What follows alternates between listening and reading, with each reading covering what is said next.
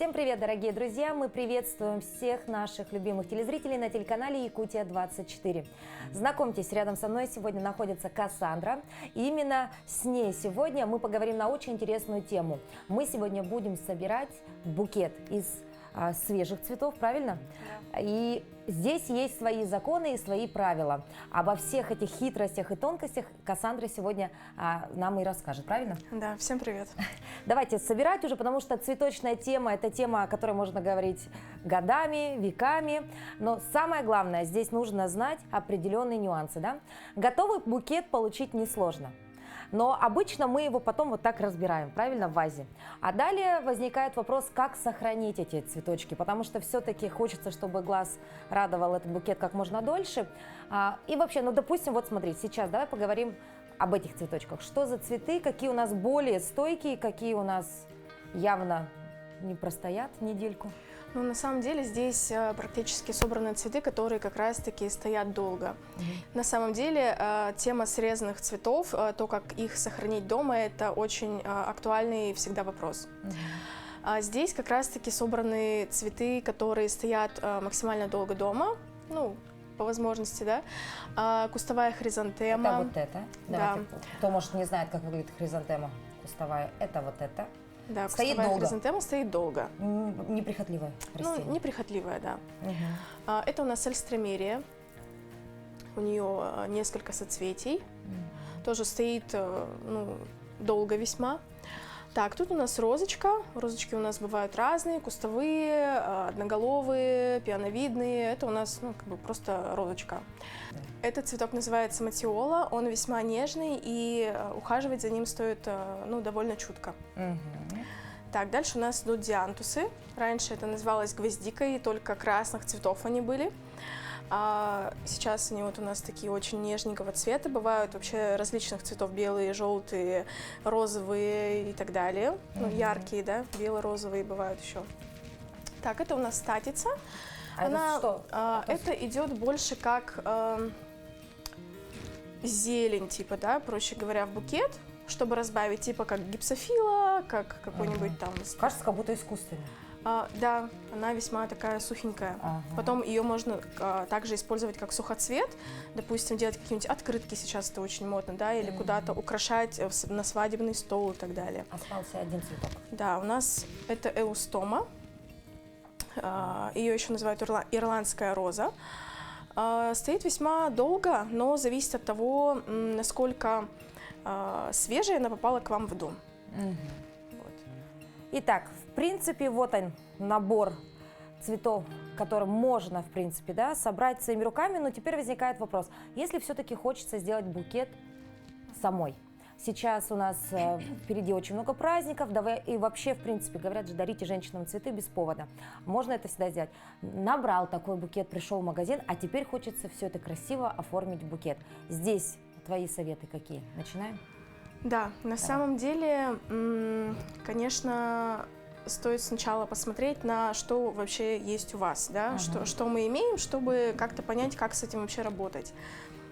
Примерно хорошо прикинуть цветовую гамму, то есть не обязательно знать какие-то там совершенства сочетания цветов, просто красное в кучу красное лучше не ставить. Если у вас, допустим, есть красные цветы, белые, как-то лучше красный, белый, красный, там зеленушка, ну, чтобы не все в кучу, короче, то глаз будет немножко резать, сливаться, и в итоге изобилие цветов, которые, допустим, у вас есть, оно может превратиться, будто там всего лишь, ну, непонятно, короче, что. Ну, давайте начнем. Для начала, что нужно сделать, если мы все-таки хотим создать букет своими руками? Для начала давайте вытащим все из вазы. Так нам будет удобнее вообще работать с ними. Цветочки лучше класть на стол аккуратненько, потому что можно немножко их травмировать. Это все-таки, ну, как бы живые нежные создания. Каждый цветочек, чтобы нам было понятно, что мы имеем, раскладываем вот так вот, будем смотреть. Так, вообще букеты собираются в в нескольких техниках. Есть, допустим, спиральная техника, она очень сейчас популярна и используется в большинстве случаев, в особенности в коммерческой флористике. Также есть параллельная сборка, но как бы это другая тема, нам сейчас интересно собрать букет, да? Будем мы поэтому собирать именно по спиральной технике, то есть это когда каждый цветок, будто все понимаем, да, что такое спираль, это вот когда вот так вот оно из центра крутится. И то же самое, когда мы собираем букет, допустим, да, они у нас вот представим, что это центр, да, визуально, и они будут вот так вот крутиться. То есть, соответственно, они будут зафиксированы именно в положении вот таком. Не как-то я могу их ставить один сюда, потом другой слева, да, допустим, поставить. А именно все идет по технике, это обеспечивает то, чтобы...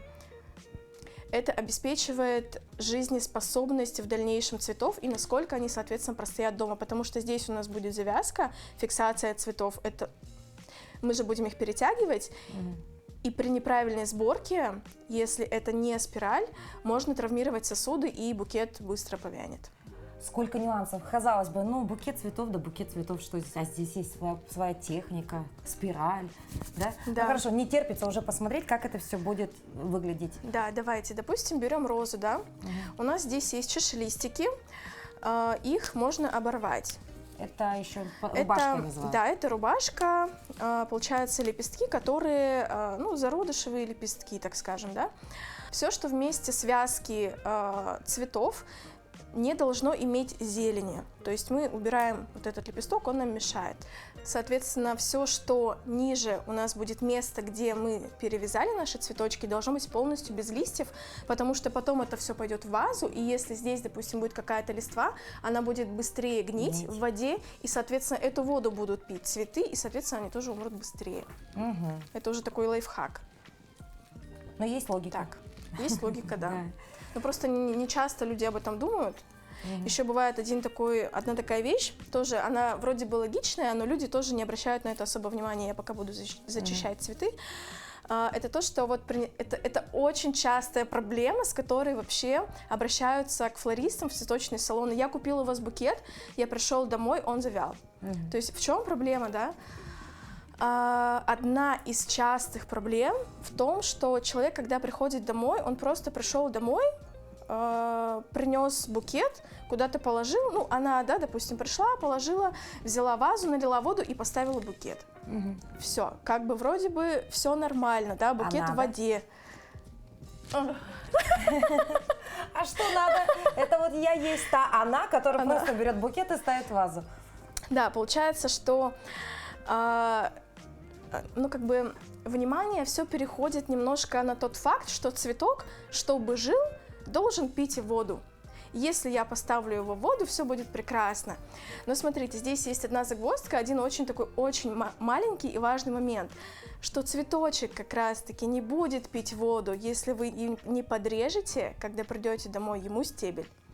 Все, если придерживаться этого правила, то можно продлить своим цветам жизнь. Так, вот мы видим, да, у нас ножечка голенькая у всех, да, цветочков, все, вроде очистили от ненужной листвы. Да, я тут обычно убираю соцветие среднее, но пустое у кустовых хризантем.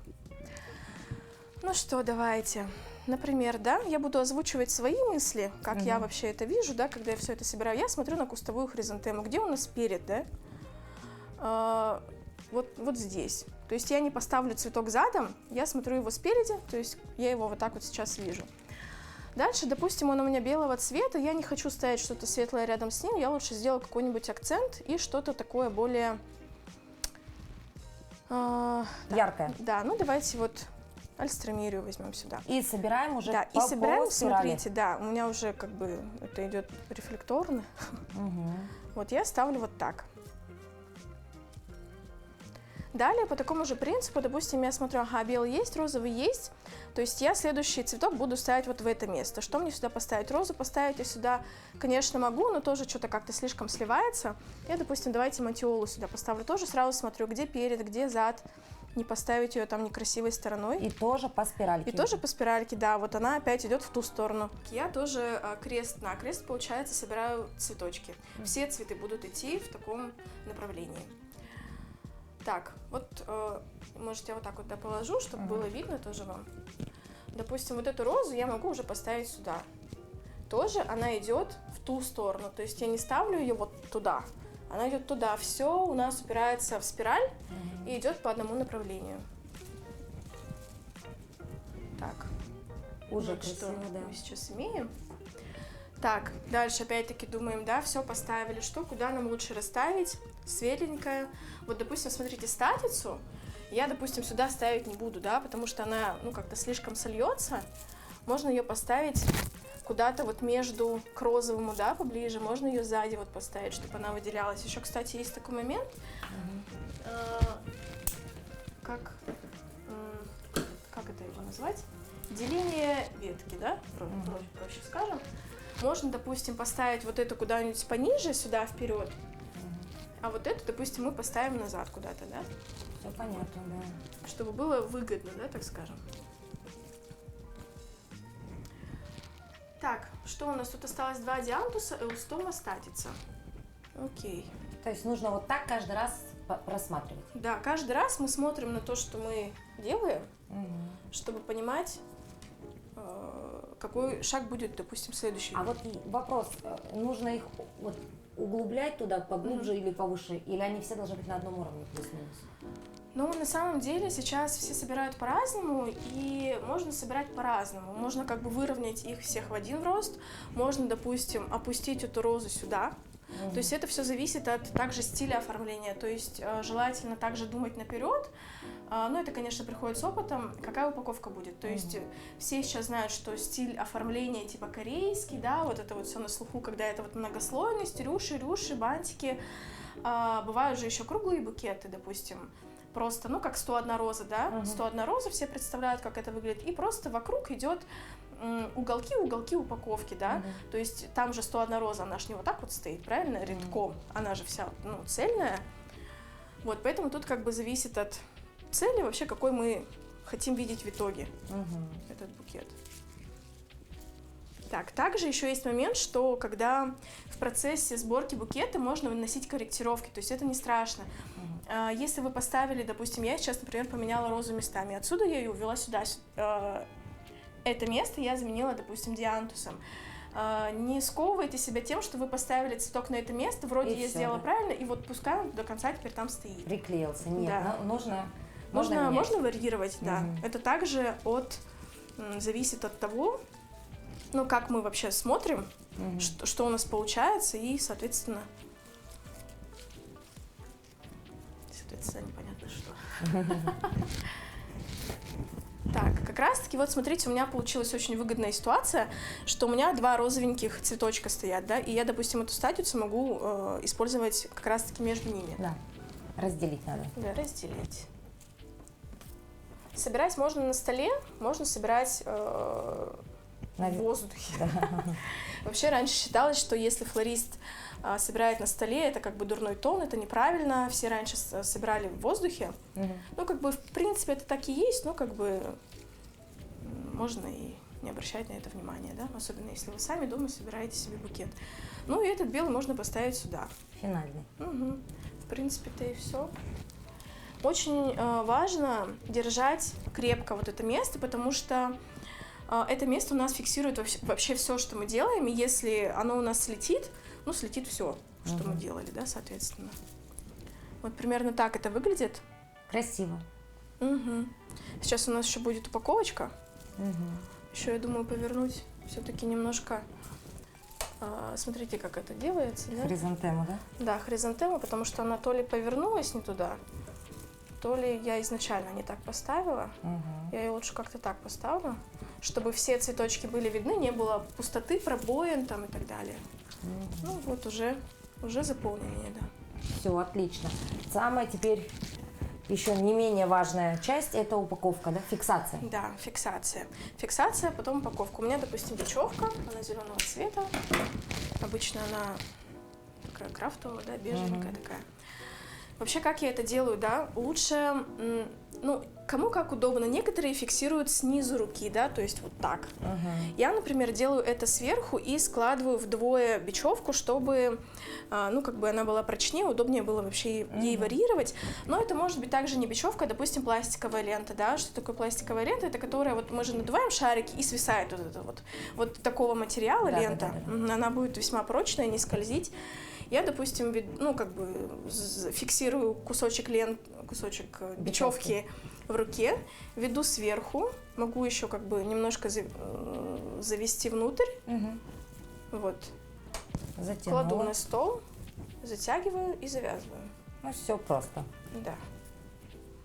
Главное в этот момент не отпустить раньше времени букет, чтобы в тот всё не момент, развалилось, да, когда вы будете вязать, все было как есть. Ну и все. Вот у нас так он стоит. Красота. Так, момент упаковки. Желательно после того, как вы поработали с цветочками, протереть вашу поверхность, потому что все-таки с них падают какие-то лепесточки, остатки лепесточков. А мы хотим, чтобы все было чисто, красиво. Это все может налепиться на нашу пленку потом. Так, в принципе, цвет, ну, как бы, что у вас либо есть дома, либо как вы там сами хотите, выбираете себе цвета. Я, допустим, хочу выбрать такой оттенок, и, может быть, я с чем-то еще перемешаю. Они продаются обычно в таких листах. У вас дома может быть вообще своя какая произвольная упаковка. Газета. Газета. Обои. Обои, крафт. Так. И мы смотрим, да, какой формы у нас букет, сколько у нас вообще места от нашего центра. То есть нам надо закрыть вот эту часть и сделать заднюю, боковую, да? Так, ну давайте попробуем порезать, посмотрим. Может, что-то поменяем. Допустим, я вот порезала, у меня был квадратик. Стало два прямоугольника. Стало два прямоугольника. Складываем вот таким вот образом. То есть слегка по диагонали. Да. Немножко по диагонали, и у нас получается вот такой... Что это? Вот такой. Вот такой заборчик. Так. Потом я могу все это дело вообще... Тишью было бы удобнее делать перед, да, но сейчас у меня что-то, кажется, его нету, ну ничего страшного. То есть вот так смело потом просто вот так да, я согнула и установила вот эту вот, этот кусочек вперед. Пожалуйста. Да. Так, вот Даша тоже очень красиво согнула. Очень красиво. Очень красиво. И просто вот так вот берем в гармошку. То есть не по какой-то там схеме, вот просто вот взяли и, допустим, тоже вот сюда поддели. А я все время думала, что упаковка это что-то такое прям замысловатое, все по каким-то определенным правилам. На самом деле, ну вот сложил гармошку и сложил, да? Ну да. Слаживается.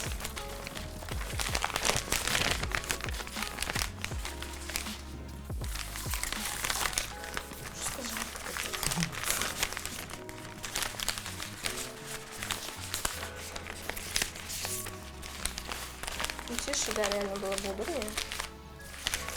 Ничего.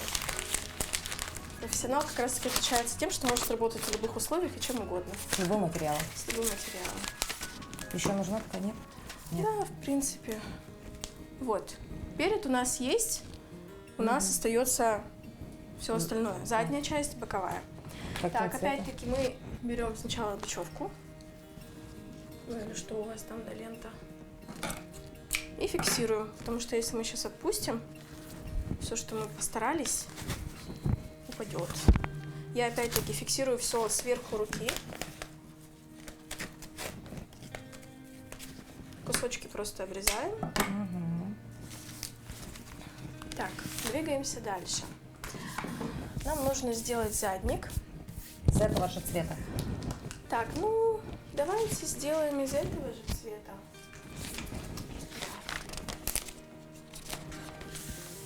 Возьмем целый лист. Можем, в принципе, его разрезать Но я думаю, давайте поступим по-другому. Мы его складываем. Тут тоже нету особых правил, как складывать. Просто создаем многослойность. Допустим, вот так.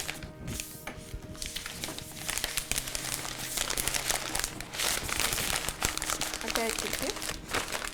Все готово. Ну, практически, да. Можно и так завязываем, и все. Сейчас я перевяжу, сделаю немножко бока. Спасибо.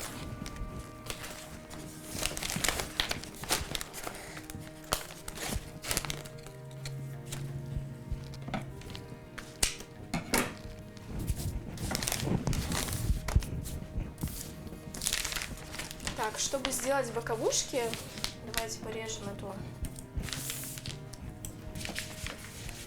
Что это? Да, после такого выпуска программы, думаешь, проще зайти в магазин, купить готовое и поставить вазочку, и все. Столько всего здесь нужно сделать. Боковушки, задник, перед. Столько всего в оформлении букета. То есть на боковушке нужны вот такие прямоугольники, да? Да. Показать, как я это сделала? Да. Давай я подержу здесь. Так, мы разрезали наш квадратик пополам, получили прямоугольник. Лучше так поверну. И сложили вот так. А все время все под углом должно быть, Да, все под углом. чтобы были вот такие разные, да? Да, разная высота, асимметрия немножко, многослойность, рюши. Вот, и поставила вот такую деталь вот сюда. Вот она туда встала.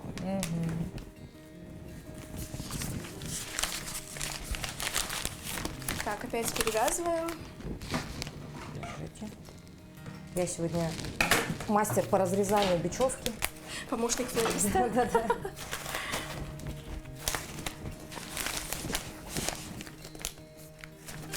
А вообще сама ты это изучаешь, как читаешь литературу, да, какой-то? Или просто вот как видишь, так и делаешь? Ой, такая тема. Флористом рождаются или становятся все-таки? Флористом спорный вопрос, потому что не знаю почему, такое чувство, что спорный вопрос. Я, когда пришла вообще в эту профессию, я так ненавидела цветы, вообще просто. Я просто случайно попала, меня позвали помочь оформить свадьбу. Я вообще не знала, куда я иду. Меня бабушка направила там к своей знакомой, надо помочь, иди. И я такая, ну ладно, пошла, и как бы даже была не в курсе, что цветы там будут, просто оформить свадьбу. Ну, я думаю, ну, наверное, ткани, да, стулья, там, что-то ленты надо сделать. А там оказались цветы, и, ну, как бы пришлось вливаться. Я тогда с цветами вообще, как бы, не дружила. Это было 9 лет назад. И после помощи, вот, получается, в этой свадьбе, мне такие сказали в этом салоне, которому я помогала, у нас тут вот, ну, пока что то ли сотрудников не хватает, то ли что, короче, давай ты подменишь, поможешь. Я такая, о боже, такая думаю, нет, надо бежать, нет, я так не люблю цветы, я не хочу, зачем? Но в итоге я сказала, ладно, окей, потом мне постепенно передали ключи, потом я стала чаще выходить, и так я и пришла в эту профессию, и в процессе работы с годами я их полюбила, и это стало прям таким продолжением меня, то есть ты выражаешься через цветы, ты не просто делаешь букет, да, чтобы его продать, даже если ты работаешь в салоне, это что-то про вот самовыражение, про творчество, про чувствование, вот что-то вот типа такого. Я потом даже полетела в Санкт-Петербург, отучилась, вот, потом приехала, тоже сюда продолжила работать. Ну, то есть профессия нашла тебя сама, грубо говоря. Ну, кстати, да, получается так. Вот смотрите, да, в принципе, по логике вещей можно сделать вот так. Тоже так же это загнуть, но смотрите, да, такой момент, это как девушки же плойкой крутят себе вот это в эту сторону, а это значит в другую. Тут, короче, тот же принцип. Это завернули сюда, с этой стороны, соответственно, мы заворачиваем в другую сторону. И смотрите, можно, допустим, взять такую деталь и поставить ее куда-нибудь сюда, да?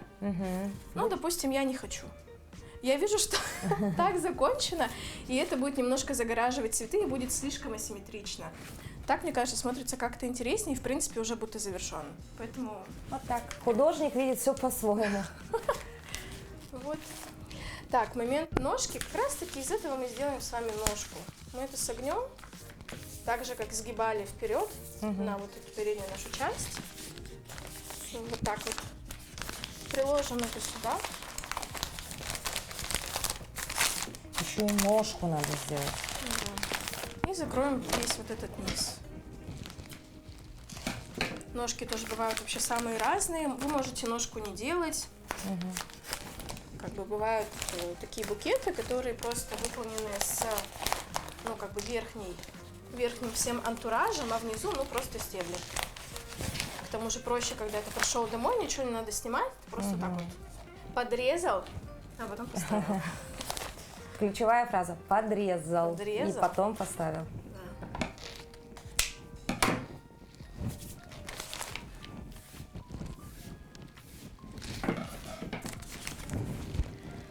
Так, есть еще один, знаете, такой итоговый момент. Когда мы собрали букет, мы можем подвигать очень аккуратно наши цветы. То есть я, допустим, вижу, что роза тут она немножко заграждена и, ну, немножко, мне кажется, низковато находится. Мы вот так вот смотрим, где у нас там нога. И вот берем и ее крутим. Вот это вот, в принципе, лучше за соцветие не трогать. Куда-нибудь можно ее вообще в другое место перенаправить.